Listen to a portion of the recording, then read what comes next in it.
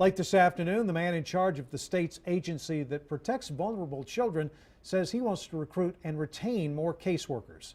Dr. John Specia admitted to KXAN his agency failed to protect children like Colton Turner.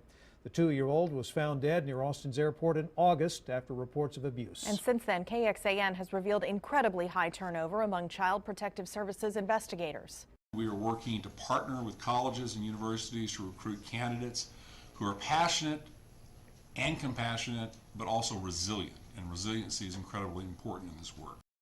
And investigator Robert Maxwell is here now. Robert, you have uncovered some new information on CPS investigator caseloads, including the load of the investigator who was working on the Colton Turner case. Right, one of 3 people who were fired. An open records request reveals before Deanna Cortinez lost her job in September, the level 3 CPS investigator was carrying a caseload of 31. Months earlier, we found out it had been 35. Child welfare advocates tell me that number should be 12 cases per worker. And as we found out, Cortinez is far from the top of that list. CPS records show in the last 3 months of fiscal 2014, that would be last summer, the CPS investigators in Central Texas with the highest caseload numbers included these 5, with more than 40 cases each. Records show through 2013, caseloads averaged 21. Remember, like Colton Turner's death, these are cases that involve potential child abuse or neglect. In October, CPS parachuted in so-called master investigators to clean up those case files that no one had attended to. A month or so in, they've reduced that from 450 down to 335.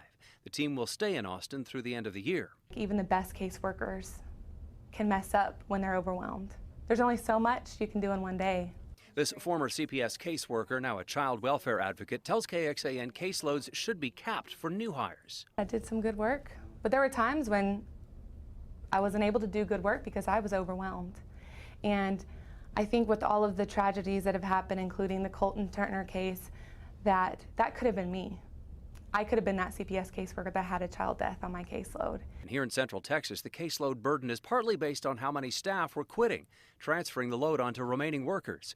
In the period last summer, we counted 34 of 242 CPS caseworkers quit or were fired. And we noticed, too, turnover is down from a year ago, and part of the CPS transformation process, as they call it, is to continue that trend. The plan to hold on to staff now includes paid mentorships and creating more field training opportunities, and those are due to ramp up here in Central Texas by January.